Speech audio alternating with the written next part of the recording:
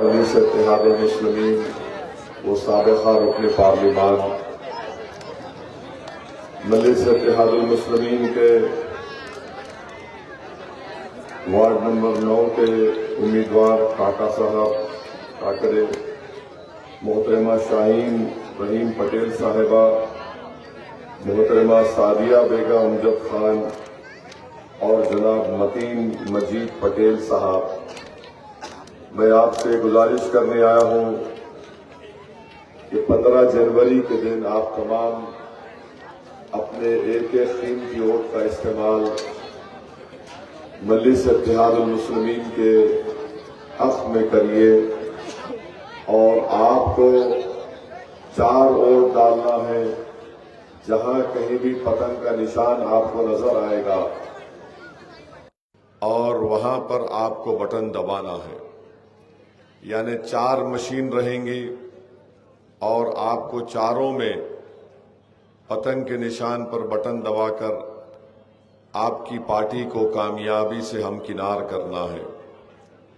मेरे अजीज दोस्तों और बुजुर्गों, आप जानते हैं कि इस वार्ड में पीने के पानी का एक बहुत बड़ा मसला है।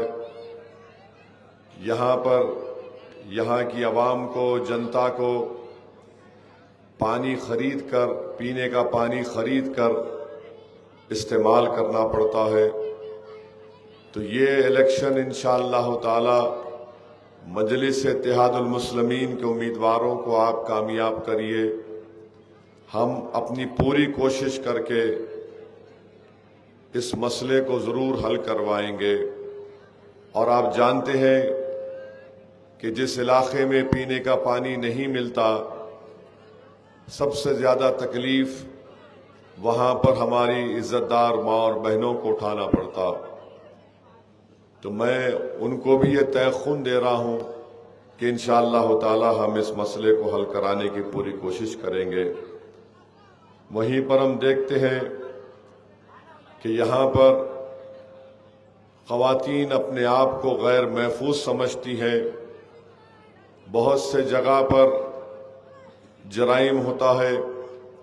मैं आपसे वादा कर रहा हूं कि इंशाअल्लाह ताला इम्तियाज जलील साहब पुलिस के आला ओहदेदारों से बात करके इस वार्ड में जितना हो सके यहाँ पर सीसीटीवी के कैमरे लगाएंगे ताकि हमारी माँ और बहनें अपने आप को गैर महफूज ना समझें।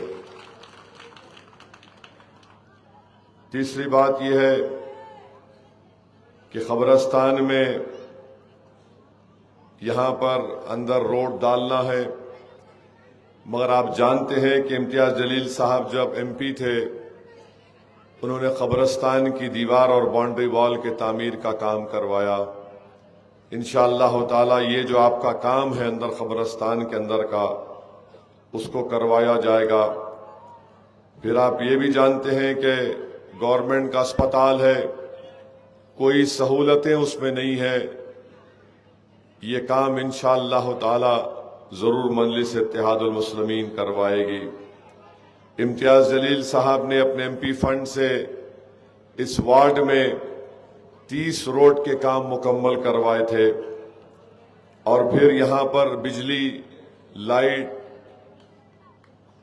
ऐसा चले जाती जैसा मोदी का मूड होता है, क्योंकि मोदी अचानक उठ के बोले 500 गायब, तो वैसे ही यहां पे लाइट गायब।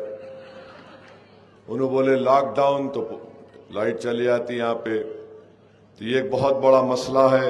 इंशाअल्लाह ताला मजलिस इसको हुकूमत से लड़ेगी, एहतजाज करेगी। और वहीं पर मेरे अजीज दोस्तों और बुजुर्गों, अगर कोई कारोबार उरूज पर है तो वो ड्रग का कारोबार उरूज पर है। नशे की आदत यहां पर लोगों को, गरीब नौजवानों को उसमें मुब्तला किया जा रहा है और इसकी जिम्मेदारी सरासर देवेंद्र फडणवीस, एकनाथ शिंदे और अजीत पवार की ये डबल इंजन, बोलिए ट्रिपल इंजन की सरकार जिम्मेदार है। अगर वो हुकूमत चाहती है तो वो कारोबार ना सिर्फ कम हो सकता बल्कि उसको खत्म किया जा सकता है, बशर्ते के हुकूमत नेक नियति से काम करे। और मेरा मानना यह है कि ड्रग्स के कारोबार में जहां कहीं भारत के परदेसी हैं, स्टेट्स हैं, अगर पुलिस को खुली छूट दी जाएगी तो ड्रग्स का कारोबार कम हो सकता है। हैदराबाद में हमारे एक कमिश्नर पुलिस थे, उनको भी खुली छूट दी गई तो वो गोवा को जाकर वहां से असल जो ड्रग का मास्टरमाइंड था पकड़ के हैदराबाद लेकर आए थे उसको।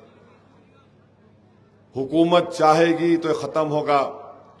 और ये देवेंद्र फडणवीस की सरकार ड्रग्स कंट्रोल करने में ना सिर्फ नाकाम है बल्कि उनके कई रूलिंग पार्टी के अलायंस के लोग उस कारोबार में मुलविस हैं।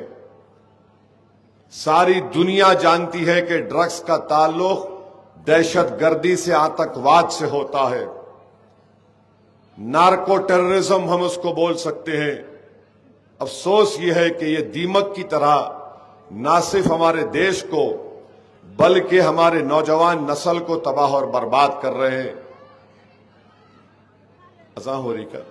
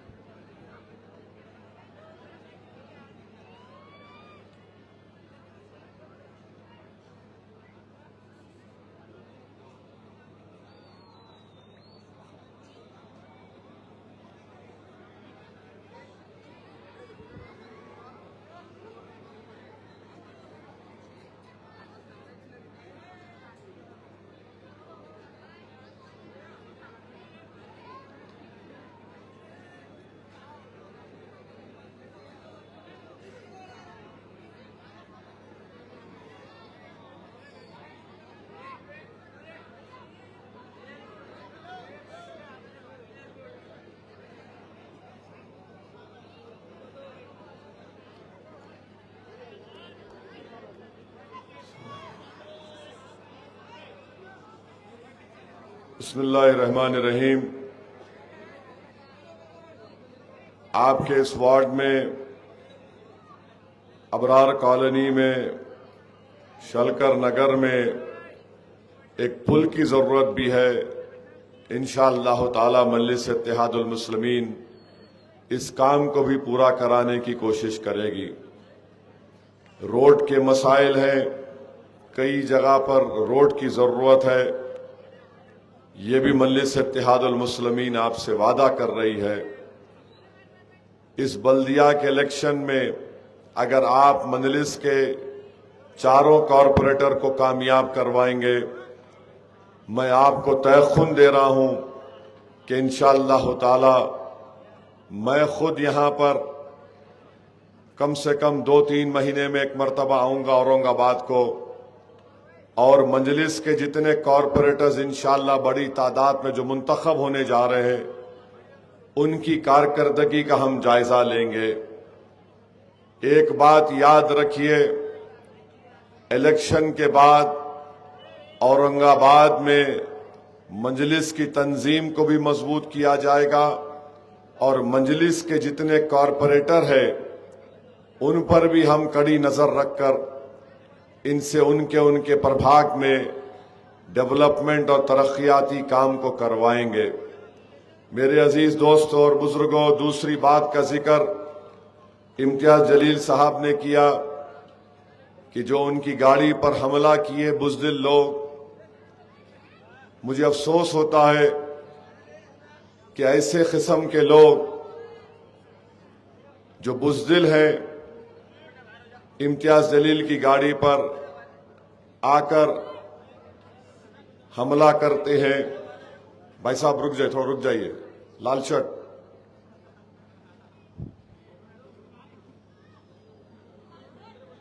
हम यही उम्मीद करते हैं कि कानून अपना काम करे, मगर अगर कानून आंख बंद कर लेगा, कान बंद कर लेगा और कानून अपना आंख को फिरा लेंगे तो फिर ये ठीक नहीं है। देखिए, याद रखिए, आम दिनों में कोई गड़बड़ करता है और चुनाव के दौरान कोई करता है, ये बहुत गलत है और किसी को भी इख्तियार हासिल नहीं है कि चंद गुंडों को भिजाकर गाड़ी पे हमला करा देते हैं। मैं उन लोगों से भी कहना चाह रहा हूं, बाबू कभी बोल के आओ ना,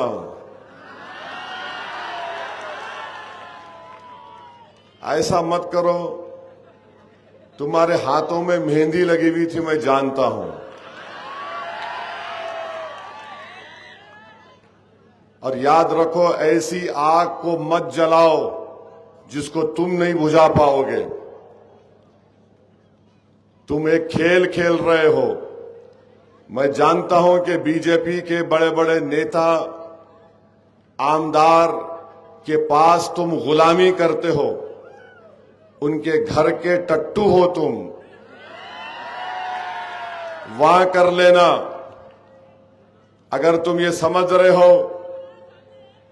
कि कोई आमदार खासदार तुम्हारे लिए फोन कर देगा, याद रखो, आज के जमाने में फोन की भी जरूरत नहीं पड़ती बहुत से काम कराने के लिए। तो अफसोस होता है, इतने सालों से मैं यहां पर आ रहा हूं, कई तकारीर मेरी यहां पर हुई इस मुबारक शहर में, मगर कभी भी हमने हिंसा या तशद्दुद की बात नहीं की। फसाद हो रहा था तो इम्तियाज जलील जाकर उस फसाद को बढ़ने से रुकाया। अगर सियासी फायदा कराना चाहते तो इम्तियाज जलील घर को आके बैठ जाते थे, मगर इम्तियाज जलील नहीं चाहते थे कि इस शहर का अमन बर्बाद हो जाए। हम उम्मीद करते हैं कि एडमिनिस्ट्रेशन इसका सख्ती से नोट लेगा और जो भी उनको करना है करना पड़ेगा। फ्री एंड फेयर इलेक्शन होना चाहिए और होगा इंशाअल्लाह ताला। और अगर कोई 15 तारीख के दिन भरतनाट्यम करना चाह रहा है तो याद रखो, हम भी 3 मार का नाच कर सकते तुम्हारे साथ। तो ये इनको समझना चाहिए। और ये बांकड़े पहलवान हैं, चड्डों में से मोंडे पलट गए इन लोगों के। हराम खा खा के हराम काम करते हैं, तो जाहिर है जो पेट में जाएगा तो वही हरकत होती है। मेरे अजीज दोस्तों और बुजुर्गों, मुकाबला यहां पर बीजेपी से है। ये जो इम्तियाज जलील की गाड़ी पे हमला कराए वो नरेंद्र मोदी के चेले हैं, देवेंद्र फडणवीस के चमचे हैं, आरएसएस के एजेंट हैं। इसीलिए क्योंकि बीजेपी नहीं आ रही यहां पर, तो इन्होंने अपने चमचों को, प्यादों को मैदान में उतारा। और सुनिए, जब से नरेंद्र मोदी देश के प्रधानमंत्री बने, मॉब लिंचिंग में इजाफा हो गया। जब से नरेंद्र मोदी देश के प्रधानमंत्री बने, गौ रक्षक के नाम पर इंसानों को मारा और पीटा जा रहा है। बुलडोजर का गलत इस्तेमाल हो रहा है। जलगांव में शमशाद पठान को उसी के साथियों ने, बचपन के साथियों ने मिलकर उसका कत्ल कर दिया। 5 पीढ़ी से वो वहां पर गांव में रह रहे थे। उसके बाप ने कहा कि अब मैं नहीं रह सकता, मेरे ही गांव में जहां पर मेरी 5 पीढ़ी यहां पर रही, उनके सामने मेरे बेटे को मार दिया गया, मैं इस गांव को छोड़कर जा रहा हूं। फिर हम देखते हैं कि बीजेपी शिंदे और अजीत पवार की सरकार में मंत्री हैं, बाबा साहिब अंबेडकर के संविधान पर ओथ लेते हैं और रोज अनाप शनाप बकते रहते हैं मुस्लिम अल्पसंख्यक समाज और दलितों के खिलाफ। इनको किसी की फिक्र नहीं है और बोले जाते नफरत को आम कर रहे हैं। तो मेरे अजीज दोस्तों और बुजुर्गों, अपना एक एक वोट का सही इस्तेमाल करो। और ये लोग जो इम्तियाज जलील की गाड़ी पर आकर ये जो नहीं मालूम आप औरंगाबाद में खेलते नहीं खेलते, हमारे पास वो इमली के सूखे हुए गुटली होती, वो दाल के साथ फेंकते, हम लोग खेलते, बचपने में खेलते थे, नहीं मालूम यहाँ खेलते नहीं खेलते, क्या बोलते उसको, क्या बोलते? हाँ? चंपू। तो तुम जो खेल खेल रहे ना, वो चंपू खेल रहे तुम। ये सूखे हुए इमली के गुटलियों का चंपू खेल रहे हैं। यूं हम नहीं खेलते वो खेल। इनसे पूछो आप मोदी के बारे में इनकी राय क्या है, फडणवीस के बारे में इनकी राय क्या है, क्या बोलते? हाँ, वो भी नहीं मालूम 1 है या 2 है। नरेंद्र मोदी की सरकार ने हमारे देश में वक्फ का काला कानून बनाया, जिसके जरिए से मस्जिद, दरगाह, खानका, कब्रस्तान को छीना जा सकता है। ये जो मजलिस की मुखालिफत में आज ये लोग जो उछलकूद कर रहे हैं, एक सर्कस का जोकर रहता, कभी इधर कूदता कभी उधर कूदता, उससे पूछो इनको कुछ नहीं बोलेंगे। ऐसा काला कानून बना दिया गया कि मुस्लिम वक्फ बोर्ड मुसलमानों का एक धर्म का स्थान है, वहां पर कोई गैर मुस्लिम मेंबर बन सकता है। ये लोग अपनी जबान नहीं खोलेंगे। हमारे हिंदू धर्म के भाई के स्थान है, बौद्ध धर्म के स्थान है, वहां पर उन्हीं का मजहब का आदमी मेंबर बन सकता है, और वैसा ही सही है।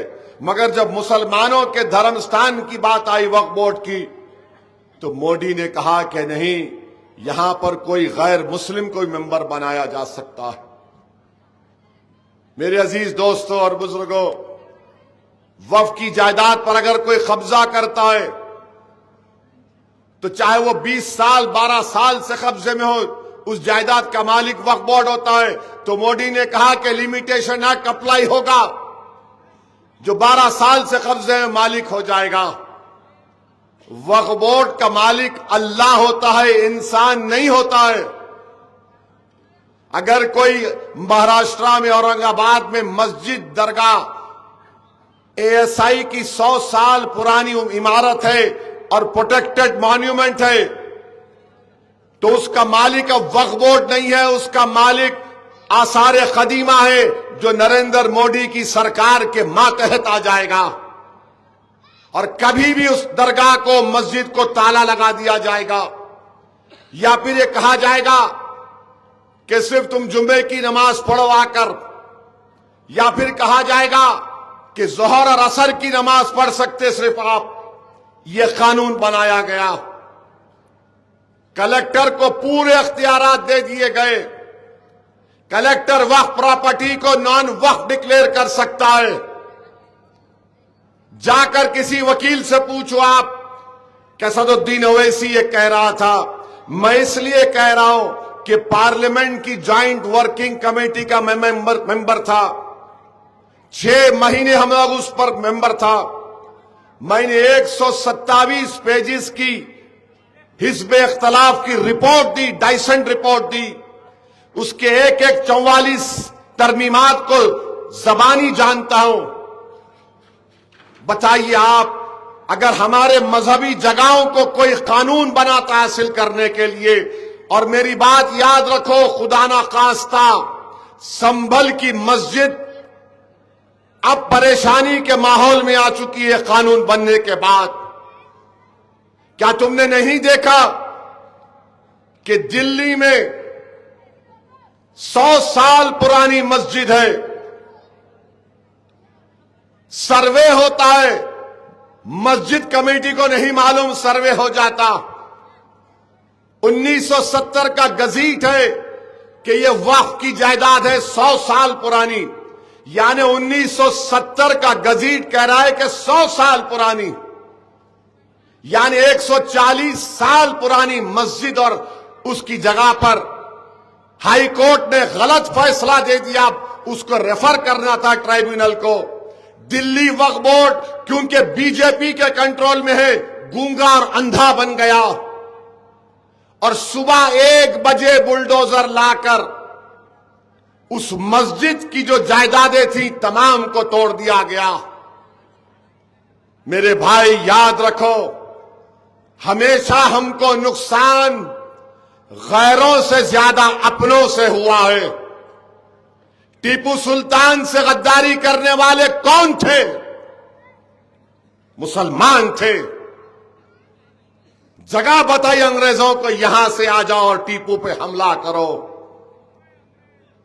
अंग्रेजों को रास्ता बताने वाले। टीपू शहीद हो गया, जमीन पर गिर गया। 2 घंटे तक अंग्रेज उसकी लाश के करीब नहीं जा रहे थे, डर रहे थे कि अगर शेर उड़ गया तो क्या होगा।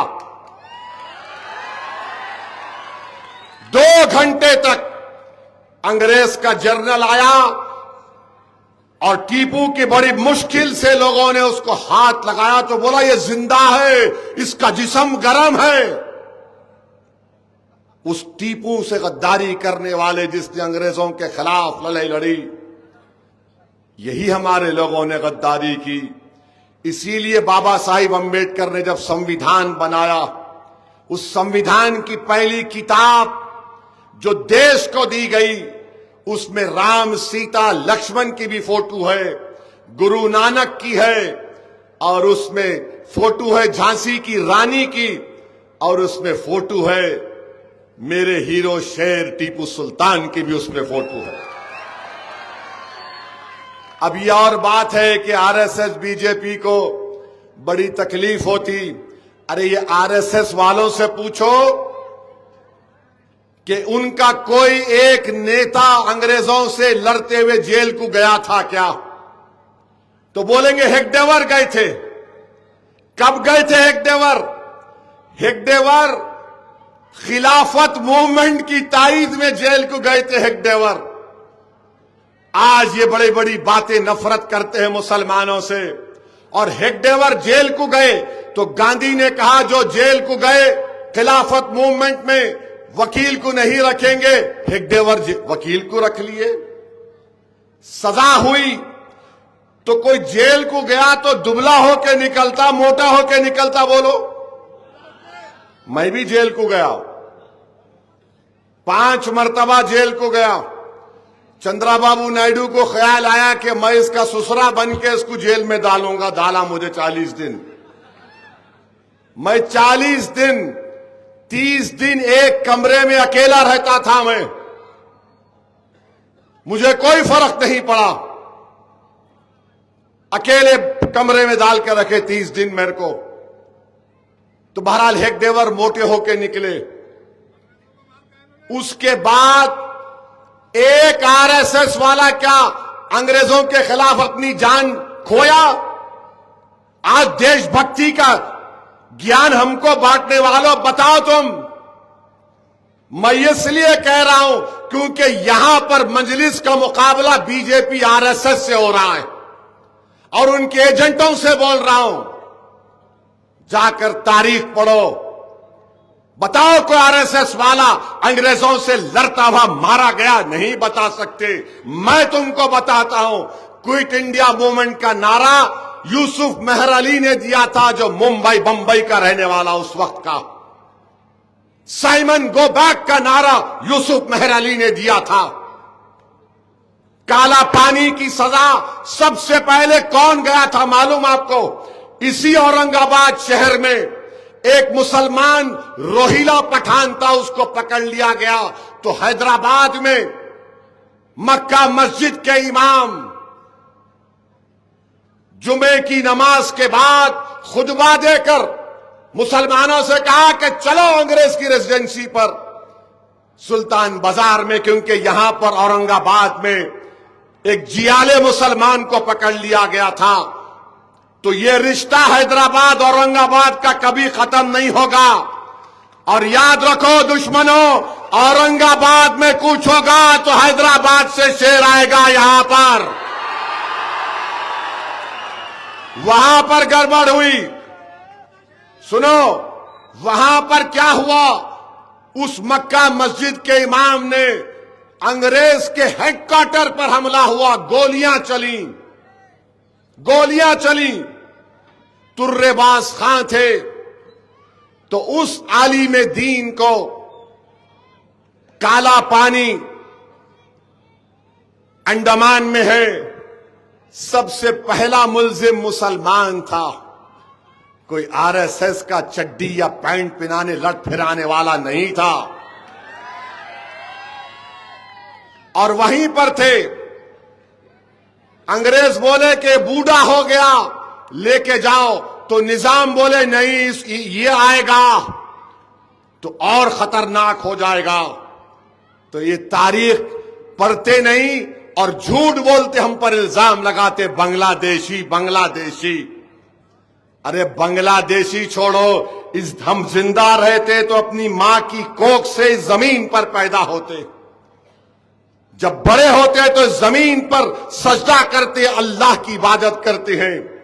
जब अल्लाह के हुक्म से उसके पास वापस जाते हैं तो जमीन के अंदर चले जाते। हमारे कब्रस्तान आरएसएस वालों, हमारी वफादारियों की भी निशानी है।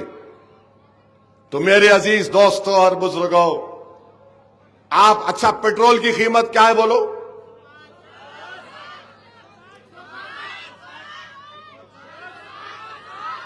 कितना 1 लीटर? 105। गुजरात में कितना है मालूम आपको? 94 रुपीज ओनली। 94, 94। तुम कितना बढ़ के दे रहे? मैं तो मैथ्स में वीक हूं, कितना बढ़ के दे रहे तुम बोलो? 16। अब आप बताओ, ट्रिपल इंजन की सरकार है हमारी। अभी ट्रिपल इंजन है तो वहां यहां पेट्रोल महंगा क्यों हो गया? नहीं, बुलेट ट्रेन ला रहे ना, बुलेट। वो हैदराबाद में बोले तो बोलेंगे बैगन का बुलेट, पेट्रोल कम कर ले बाबा पहले। पेट्रोल कम नहीं हो रहा, मगर पेट्रोल कम नहीं हो रहा तुम्हारे लिए, मगर उनके जो एजेंटों की गाड़ी में बराबर पेट्रोल डाला जा रहा ताकि आग लगाओ, तुम्हारे इत्तेहाद को तोड़ दिया जाए। इस फर्क को आपको महसूस करना है।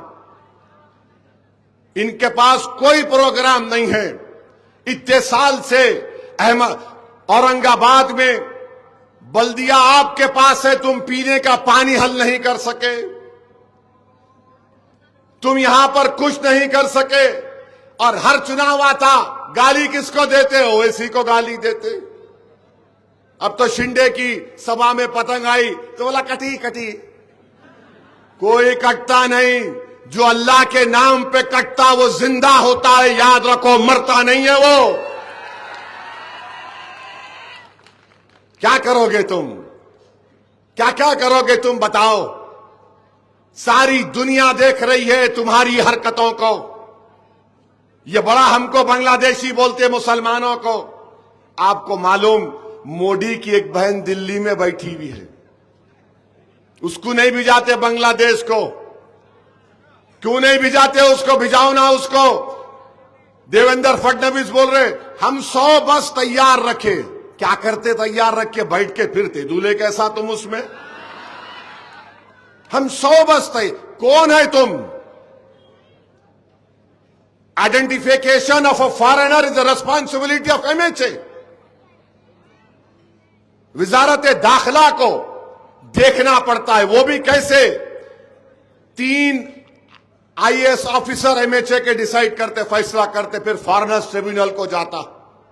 ये लोग क्या किए? पूना से, भिवंडी से, बंगाल से आए हुए भारत के नागरिकों को पकड़ के भिजाए और वहां पर बांग्लादेश के अंदर भिजा दिए।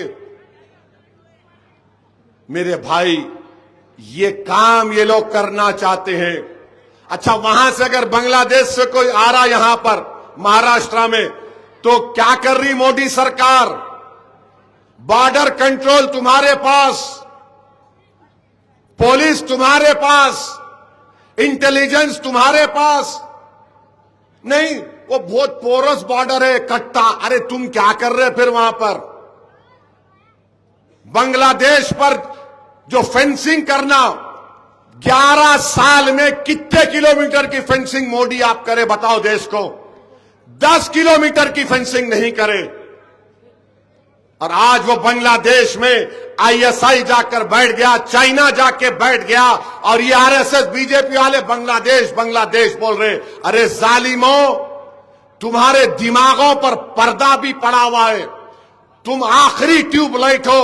अगर बांग्लादेश आईएसआई चाइना के हवाले चला जाएगा तो नॉर्थ ईस्ट में खतरा मेरे देश को होगा ना, मगर नहीं, तुम उसी में खुश हो। तो मेरे अजीज दोस्तों और बुजुर्गों, इस काले वफ कानून के खिलाफ आपको वोट देना है। देंगे ना मेरे भाई? याद रखो, इस काले कानून के बनने के बाद महाराष्ट्र का एक बहुत बड़ा चुनाव, इंतखाबात होने जा रहे हैं। अपनी नापसंदगी का इजहार जमहूरी तरीके से आपको करना है। जहां पर पतंग का निशान मशीन पर नजर आया, मोदी को पैगाम दो कि तुमने हमारी मस्जिद, दरगाह और खानकाह को छीनने का कानून बनाया, उसके खिलाफ भी बटन दबेगा। आपको तशद्दुद नहीं करना है, आपको वोट की ताकत को इस्तेमाल करना है। हम अपनी ताकत से इंशाअल्लाह ताला ऐसे ऐसे फैसलों को बदलवाएंगे। और याद रखिए, इम्तियाज जलील बरसों के बाद एक मुस्लिम एमपी बना था महाराष्ट्र में। सबने मिलकर, ये तमाम जो मीर जाफर, मीर सादिक आज खड़े हुए हैं ना, इन सब ने मिलकर इम्तियाज जलील को एमपी की कामयाबी से रोका। असेंबली का इलेक्शन लड़ा सैयद इम्तियाज जलील, फिर से ये लगड़बक्के जमा हो गए और 1100 वोट से इम्तियाज जलील की कामयाबी रुक गई। मैं आपको बड़ी एक बात बता रहा हूं, मुझे माफ कर देना अगर आपको तकलीफ होगी। सबसे ज्यादा तकलीफ गरीबों को होती है कि उनका नुमाइंदा नहीं जीता। सबसे ज्यादा तकलीफ उस मजलूम बाप को होती है जिसने अपने बेटे को खो दिया मॉब लिंचिंग में। अगर आज इम्तियाज जलील मेरे साथ पार्लियामेंट में होता, अख्तर उल ईमान बिहार से मेरे साथ एमपी होते, तो क्या नरेंद्र मोदी वफ का कानून बना सकते थे? बताओ आप। नहीं बनता था। अगर इम्तियाज जलील महाराष्ट्र की विधानसभा में होता, तो क्या वो गुस्ताखे रसूल जेल को जाता नहीं जाता? मुझे बताओ आप। कोई नहीं है। इसीलिए दुश्मनी इम्तियाज जलील से इसलिए है क्योंकि जानते हैं ये बोलने का सलीका उसको आता है, ये जालिमों की, दुश्मनों की चाल को समझता है, उसके पास सलाहियत है। इसीलिए सब बुज़दिलों ने मिलकर इम्तियाज जलील की कामयाबी को रोका। मगर मैं उन जालिमों को पैगाम दे रहा हूं, 2029 आएगा, यहां से हमारे 2 आमदार या 3 आमदार भी रहेंगे, हमारा खासदार भी दोबारा मुंतखब होगा इंशाअल्लाह ताला। क्या आप करेंगे इंशाअल्लाह ताला? बताइए। उसके लिए आज औरंगाबाद की पूरी बल्दिया में मजलिस के जितने उम्मीदवार हैं उनको कामयाब करना है। जो गद्दार हैं, जो पीठ पर खंजर मारते हैं, इनको शिकस्त दीजिए, इनकी जमानत को जब्त करवाइए। अरे क्या तुम नहीं देखते कि हमारी बेटी जो डॉक्टर का तखर्रुर का लेटर लेने जाती है, उसके चेहरे से नकाब खींचा जाता है, इनकी मुंहों में, इनकी जबानों पर ताले लगे हुए हैं। एहतजाज करने अख्तर अख्तरुल ईमान था। उस हमारी बेटी के शौहर से मैंने बात की, उनको बहुत समझाया कि जाओ अपनी बीवी से कहिए कि नौकरी पे जाए, मगर उन्होंने कहा कि असद भाई हमारी बीवी एमडी कर रही है। इतना डर बिठा दिया उन लोगों को। मैं आपसे अपील कर रहा हूं, डरने और घबराने की जरूरत नहीं है। हमारा ईमान हमको पुकार पुकार कर कहता है, तुम दुनिया में एक ही मर्तबा होगे, तुम एक ही मर्तबा मरोगे, बार बार नहीं मरोगे। मरना तो एक ही बार है, मगर मर्द और मुजाहिद और वो जियाला वो है जो हमेशा इस बात का ख्याल रखे कि मेरे मरने के बाद दुनिया मुझे किस नाम से याद करेगी। मैं मर जाऊंगा, मुझे जाना है, तो मेरी ख्वाहिश यही है कि जब मैं इस दुनिया से चला जाऊं तो लोग ये बोले ये औरंगाबाद की जनता का दीवाना था, इसने कहा था कि मैं मर जाऊं तो इस सरजमीन में दफना देना। लोग ये कहेंगे कि ये रसूलुल्लाह सल्लल्लाहु अलैहि वसल्लम के गुलामों का गुलाम था। मेरे अजीज दोस्तों और बुजुर्गों, मैं आपसे अपील कर रहा हूं कि जब तक वो ऐसी जिंदा रहेगा, कोई मैका लाल आ जाए, मैं मरने के लिए तैयार हूं, इस काज के लिए, अपनी जमात के लिए। मेरे अजीज दोस्तों और बुजुर्गों, एक एक वोट को इस्तेमाल करिए और जमहूरी तरीके से जवाब दीजिए उन गद्दारों को, उन जालिमों को जो हमारे इत्तेहाद के दुश्मन हैं, जो हमारे इत्तेहाद को कमजोर करना चाहते हैं। अरे भारत से कोई बड़ा नेता आ जाए, मैं चैलेंज के साथ कह रहा हूं कि एक हफ्ते में मजलिस के 2 जलसे हुए, लाखों सलाम तुम पर, तुमने आम खास ग्राउंड को भर दिया, चक्का जाम कर दिया। लाओ बड़े बड़े नेता आए तो उनको गाड़ी में लाना पड़ता, 500 ले, एक वो ले, एक बाद में कुत्ते का पेशाब पी लेके जाओ।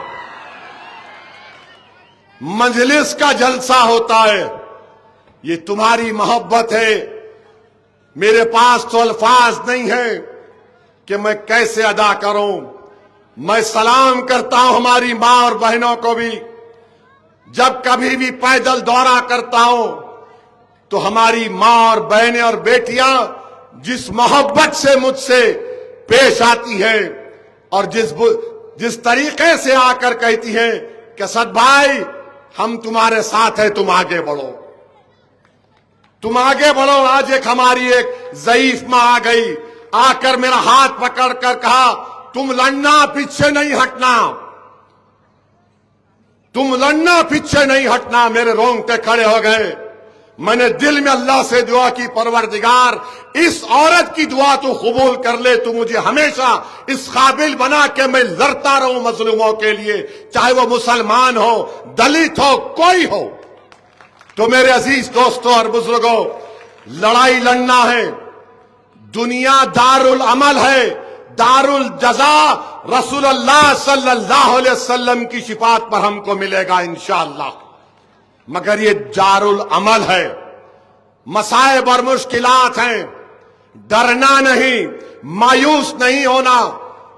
और तुमको मिसाल देकर जा रहा हूं, फलस्तीन में, गजा में 65,000 लोग मारे गए, 65,000। उसमें से करीब 35 या 40,000 तो खाली मासूम बच्चे थे। तुमने एक न्यूज पढ़ी कि गजा के किसी एक फलस्तीनी ने खुदकशी कर ली? तुमने एक न्यूज पढ़ी कि गजा में किसी ने मायूस होकर ड्रग्स लेना शुरू कर दिया? तो औरंगाबाद और महाराष्ट्र और भारत के अल्पसंख्यक समाज, मायूसी कुफर है, याद रखो। अल्लाह पुकार पुकार कर कह रहा है, ला तखनतो मिन रहमतिल्लाह, मेरी रहमत से मायूस मत हो, कभी मायूस मत हो। जो दुनिया में आज गरीब है वो रसूलुल्लाह सल्लल्लाहु अलैहि वसल्लम के करीब होगा। जो दुनिया में आज जिसको मारा पीटा जा रहा है, खुदा की कसम तुमसे इंसाफ होगा उस दिन। इस दुनिया में भी अल्लाह इंसाफ करेगा और वहां पर भी करेगा। तो अपने हौसलों को बुलंद रखो, अपने हौसलों को बुलंद रखो और पूरे इत्मीनान और एतमाद के साथ जाकर अपने एक एक कोट का इस्तेमाल करो। डरने और घबराने की आपको जरूरत नहीं है। मजलिस इत्तेहादुल मुस्लिमीन अब औरंगाबाद के ना सिर्फ घरों में बल्कि मासूम बच्चों के दिलों में पहुंच चुकी है। ऐ जालिमों, तुम्हारा अब कुछ नहीं हो सकता। मासूम बच्चा कल मैं अहमदनगर गया, स्कूल के बच्चे हैं, मेरे ख्याल से 10 साल के हैं, मोटर गाड़ी में जा रहे तो मोटरसाइकिल पर अपने वालिद को बोल रहे, अब्बा पतंग वाला पतंग वाला पतंग वाला ओवैसी आ रहा है। इनको देखे तो बोलते, अब्बा शैतान की औलाद, शैतान की औलाद,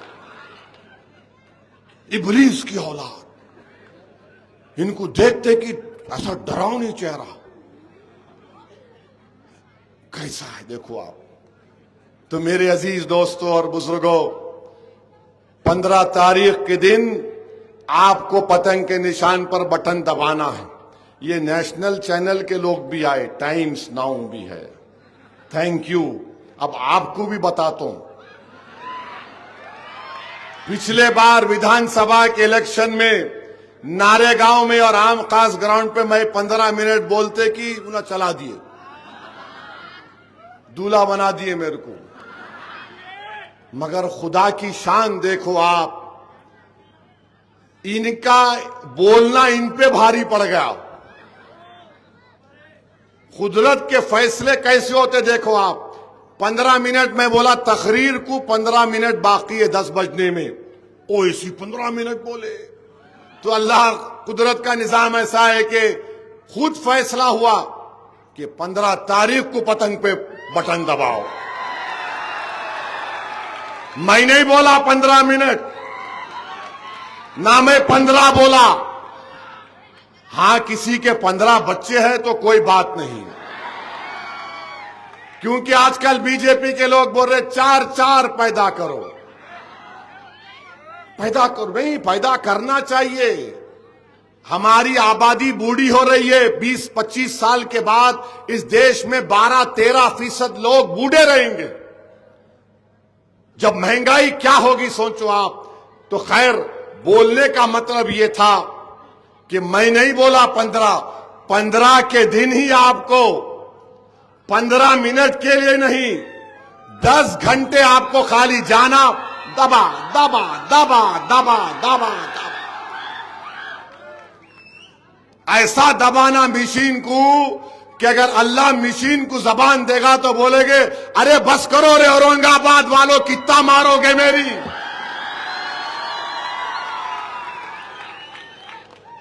तो क्या करेंगे, मशीन को मारेंगे ना।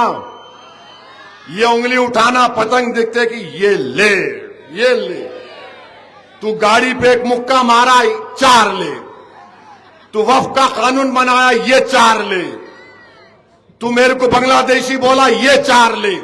ये करेंगे ना आप तो पानी का निजाम होगा बहाल। जरा सेल फोन तो खोलो, लाइट खोलो, लाइट खोलो, तुमला भी खोलो, लाइट खोलो, निकालो।